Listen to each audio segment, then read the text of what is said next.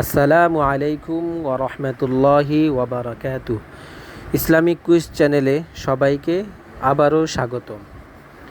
আর রাহিকুল মাখতুমের দ্বিতীয় পর্বে আমরা জেনেছিলাম ইসমাইল ইব্রাহিম আলাইহিসসালাম মক্কা ঠিক কতবার আগমন করেছেন তার হাদিসে কোনো সঠিক বিবরণ পাওয়া যায়নি, কিন্তু ইতিহাসবিদদের অভিমত হচ্ছে তিনি মোট 4 বার মক্কায় আগমন করেছিলেন, যার বিবরণ নিম্নে উল্লেখ করা হলো। 1 নম্বর হচ্ছে, আল্লাহ তাআলা পবিত্র কোরআনে ইরশাদ করেন, তিনি স্বপ্নযোগে হজরত ইব্রাহিম আলাইহিসসালামকে দেখালেন তিনি আপন পুত্র হজরত ইসমাইল আলাইহিসসালামকে জবাই করছেন। নবীদের স্বপ্ন ওহী হয়ে থাকে, তাই তিনি এ স্বপ্নকে আল্লাহ তাআলার নির্দেশ বিশ্বাস করে তা পালনে পরিপূর্ণ প্রস্তুত হয়ে গেলেন। ইরশাদ হচ্ছে, আউযু বিল্লাহি মিনাশ শাইতানির রাজিম, ফালাম্মা আসলামা ওয়া তাল্লাহু লিল জাবিন ওয়া নাদাইনাহু আইয়া ইব্রাহিম قد صدقت الرؤيا إنا كذلك نجزي المحسنين إن هذا لهو البلاء المبين وفديناه بذبح عظيم। সুতরাং তারা যখন উভয়ে আনুগত্য প্রকাশ করল এবং পিতা পুত্রকে উপর করে শুইয়ে দিল, আর আমি তাকে ডেকে বললাম, হে ইব্রাহিম, তুমি তোমার স্বপ্ন সত্য করে দেখিয়েছ। নিশ্চয়ই আমি সৎকর্মশীলদের এভাবেই পুরস্কৃত করে থাকি। নিশ্চয়ই এটি একটি সুস্পষ্ট পরীক্ষা। আমি তাকে মুক্ত করলাম একটি মহান কুরবানির বিনিময়ে। সূরা সাফফাত আয়াত নাম্বার 103 থেকে 107। মাজমুয়া বাইবেলের জন্ম পর্ব এ উল্লেখ আছে, হজরত ইসমাইল আলাইহিসসালাম নিজ ভাই ইসহাক আলাইহিসসালাম থেকে 13 বছরের বড় ছিলেন। পবিত্র কোরআনের বর্ণনা ভঙ্গি প্রমাণ করে আলোচ্য ঘটনা হজরত ইসহাকের জন্মের পূর্বেই সংঘটিত হয়েছিল, কারণ হজরত ইসমাইলের কুরবানির পুরো ঘটনা বলার পর আল্লাহ তাআলা হজরত ইসহাকের জন্মের সুসংবাদ প্রদান করেছেন। এই ঘটনা এ কথাই প্রমাণ করে ইব্রাহিম আলাইহিসসালাম হজরত ইসমাইল আলাইহিসসালামের যৌবনে পদার্পণ করার পূর্বে একবার হলেও মক্কায় আগমন করেছিলেন। মক্কায় তার অবশিষ্ট 3 বার আগমনের বিবরণ সহিহ বুখারীর এক দীর্ঘ বর্ণনায় পাওয়া যায়, যা হজরত ইবনু আব্বাস রাদিয়াল্লাহু তাআলা আনহু থেকে বর্ণিত, যার সংক্ষিপ্ততার পরিসর নিম্নরূপ। হজরত ইসমাইল আলাইহিসসালাম যখন যৌবনে পদার্পণ করেন তখন জুরহুম গোত্রের লোকজন থেকে আরবি ভাষা দক্ষতা অর্জন করেন এবং সার্বিকভাবে সকলে সুদৃষ্টি কাটতে সক্ষম হন। ফলে তারা নিজেদের এক মেয়েকে তাদের প্রিয় পাত্র হজরত ইসমাইল আলাইহিসসালামের সাথে বিবাহ দেন। সময়টা বেশ ভালোই যাচ্ছিল তাদের, কিন্তু এমন সময় হজরত হাজেরা আলাইহিসসালাম তার কলিজার টুকরা ইসমাইলকে শোকের সাগরে ভাসিয়ে পরম মালিকের সান্নিধ্যে চলে যান। এদিকে হজরত ইব্রাহিম আলাইহিসসালাম ইব্রাহিমের স্মৃতিপটে ভেসে ওঠে মরুভূমিতে রেখে আসা স্ত্রী সন্তানের কথা। তিনি দ্বিতীয়বারের মতো মক্কা অভিমুখে যাত্রা করেন। মক্কায় পৌঁছে সন্তানের সাক্ষাৎ পেলেন না, কারণ তিনি তখন সেখানে ছিলেন না। সাক্ষাৎ ও কথাবার্তা হয় পুত্রবধূর সাথে। তিনি তাকে তাদের সাংসারিক অবস্থা সম্পর্কে জিজ্ঞেস করলে নিজেদের পারিবারিক অসচ্ছলতার অভিযোগ করেন তিনি। এই অবস্থার প্রেক্ষিতে তিনি পুত্রবধূকে জোর তাগিদ দিয়ে বলেন, ইসমাইল ফেরা মাত্রই বলবে সে যেন তার দরজার চৌকাঠ পরিবর্তন করে নেয়। পিতার নির্দেশের অভিপ্রায় বুঝতে পেরে তিনি স্ত্রীকে তালাক দিয়ে অন্য নারীকে বিয়ে করে নেন। তিনি ছিলেন জুরহুম গোত্রের নেতা মুজাজ ইবনু আমরের কন্যা। হজরত ইসমাইল আলাইহিসসালামের দ্বিতীয় বিয়ের পর তিনি আবার পবিত্র মক্কা নগরীতে গমন করেন। ঘটনাক্রমে এবারও তিনি পুত্রের সাক্ষাৎ পেলেন না। পুত্রবধূর কাছে হজরত ইসমাইল আলাইহিসসালাম ও তাদের সাংসারিক অবস্থাটি জিজ্ঞেস করেন।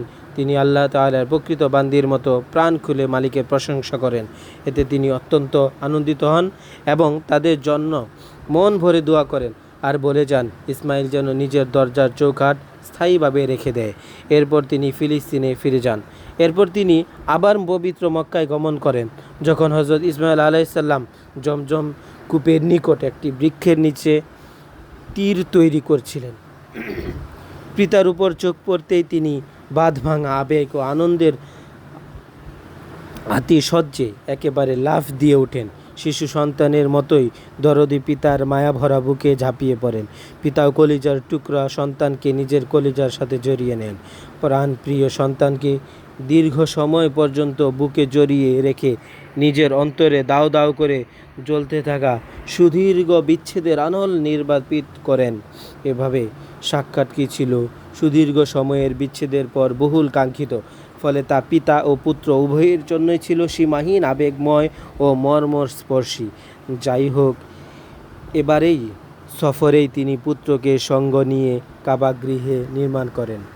নির্মাণ কাজ সুসম্পন্ন হওয়ার পর তিনি আল্লাহ তাআলার আদেশে পবিত্র হজ পালনের জন্য বিশ্ব মুসলিম জাতিকে উদ্দাত্ত আহ্বান জানান। আল্লাহ তাআলার মোজাজের কন্যার গর্ভে হজরত ইসমাইল আলাইহিসসালামকে 12 জন পুত্র সন্তান দান করেন, যাদের নাম যথাক্রমে নাবিদ বা নাবাউত, কাইদার, আদাইল, মিবসাম, মিশমা, দুমা, মিশা, হাদাদ, তাইমা, ইয়াতুর, নাফিজ ও কাইদুমান। তার 12 জন সন্তান থেকে 12টি গোত্রের উদ্ভব ঘটে এবং তারা সকলেই মক্কাতে বসবাস করতে থাকেন। অধিকাংশ ক্ষেত্রে তাদের জীবিকা নির্বাহের পথ ইয়ামান, মিশর ও সিরিয়া প্রভৃতি দেশের সাথে ব্যবসা বাণিজ্যের উপর নির্ভরশীল ছিল। সময়ের ব্যবধানে তাদের জনসংখ্যা বৃদ্ধির ফলে ক্রমান্বয়ে তারা আরব উপদ্বীপের বিভিন্ন অঞ্চলে এমনকি আরবের বাইরেও ছড়িয়ে পড়েন। শুধুমাত্র নাবিদ ও কাইদারের বংশধরেই কালের আবর্তনে সৃষ্ট গার ও তিমির থেকে নিজেদের মুক্ত রেখে সভ্য ও পরিচিত জাতি হিসেবে তুলে ধরতে সক্ষম হন। অন্য সবাই পর্দার আড়ালেই অখ্যাত অবস্থায় থেকে যান। সময়ের পরিক্রমায় উত্তর হিজাজে নাবিতের বংশধররা সাহিত্য ও শিল্প সংস্কৃতি ঈর্ষণীয় উৎকর্ষ সাধন করেন। শুধু তাই নয়, বরং তারা এককভাবে একটি শক্তিশালী জাতি হিসেবে নিজেদেরকে গড়ে তোলেন, প্রতিষ্ঠিত করেন এক সুবিশাল সুসংহত সাম্রাজ্য।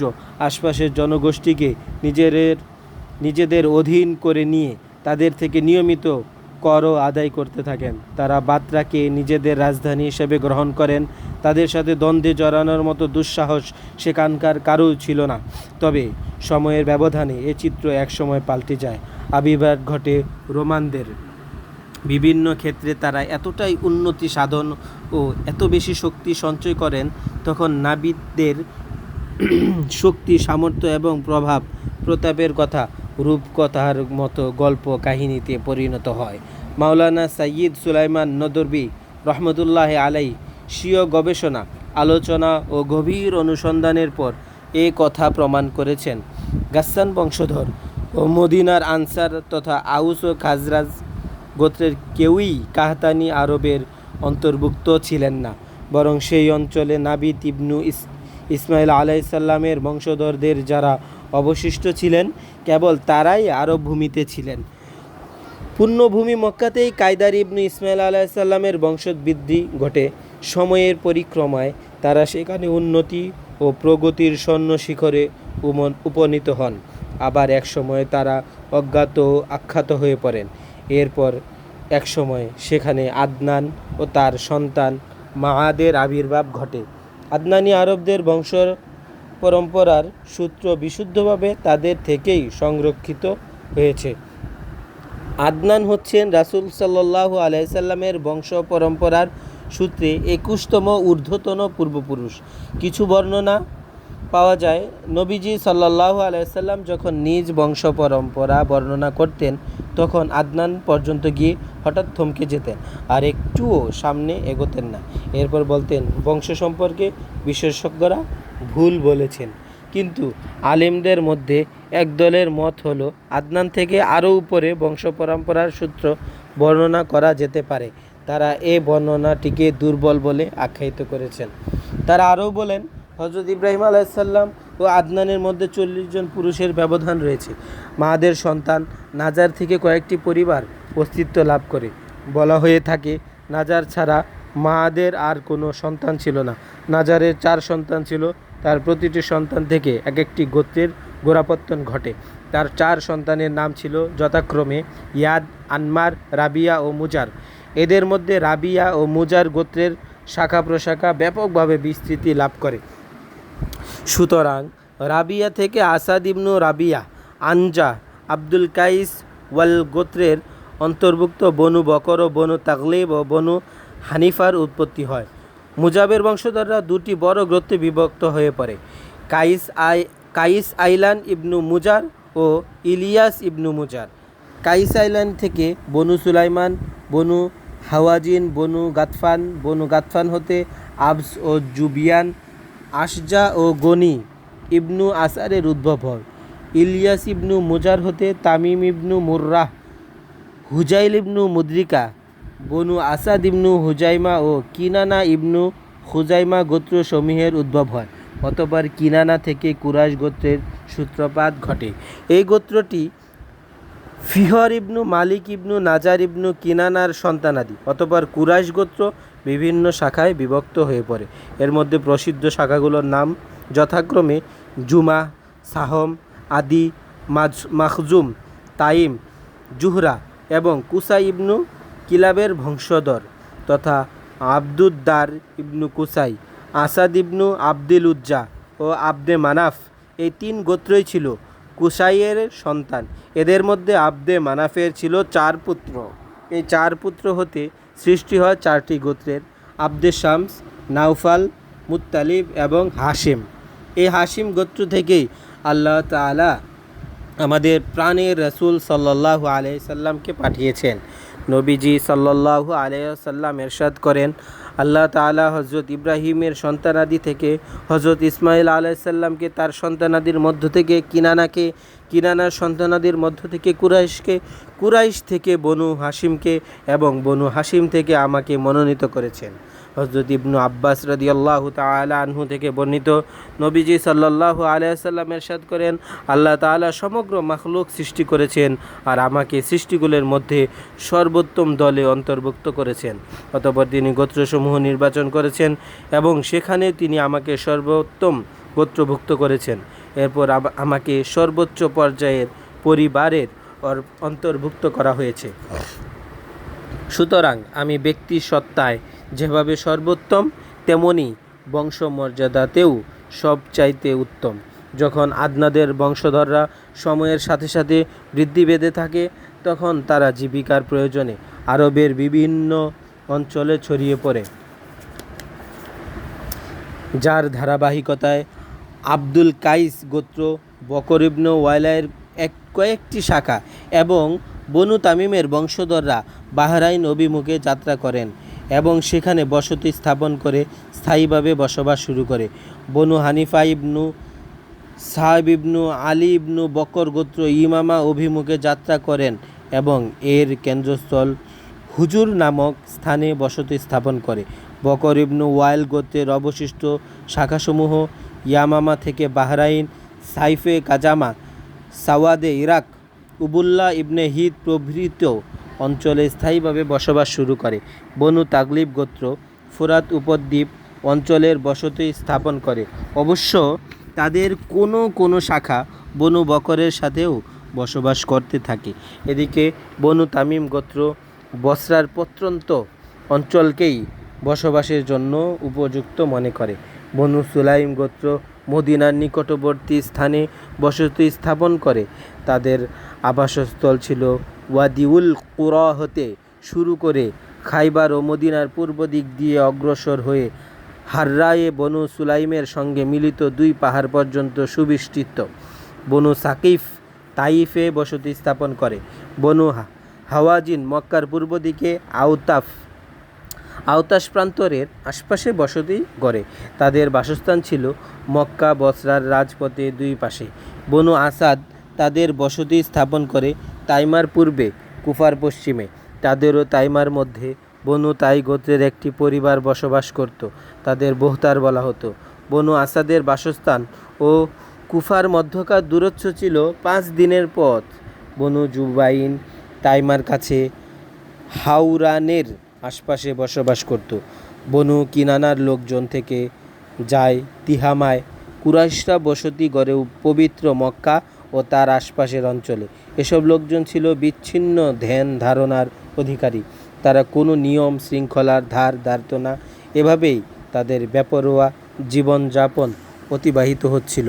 একসময় কুসাই ইবনু কিলাব নামক এক ব্যক্তি তাদের নেতৃত্বভার নিজ কাঁধে তুলে নেন এবং তাদেরকে ঢেলে সাজান। বলিষ্ঠ নেতৃত্বদানের মাধ্যমে তাদেরকে প্রচলিত অর্থে মর্যাদা ও সম্মানের সুআসনে আসীন করেন বিজয়ী। এ পর্যন্ত ছিল আরবের গোত্রসমূহের পরিচিতি। আমরা ইনশাআল্লাহ আরবের আদিকাল ও শাসন ব্যবস্থা সম্পর্কে পরবর্তী পাঠে শুনব। সেই পর্যন্ত সকলকে আল্লাহ তাআলা সুস্থ রাখুন, আমাকে আল্লাহ তাআলা সুস্থ রাখুন এবং আর রাহিকুল মাখতুম বইটি পরিপূর্ণভাবে একদম বিশুদ্ধভাবে আপনাদেরকে পড়ে শোনানোর তৌফিক দান করুন। আমিন। ওয়া আখির দাওয়ানা আনিল হামদুলিল্লাহি রাব্বিল আলামিন। আসসালামু আলাইকুম ওয়া রাহমাতুল্লাহি ওয়া বারাকাতুহু।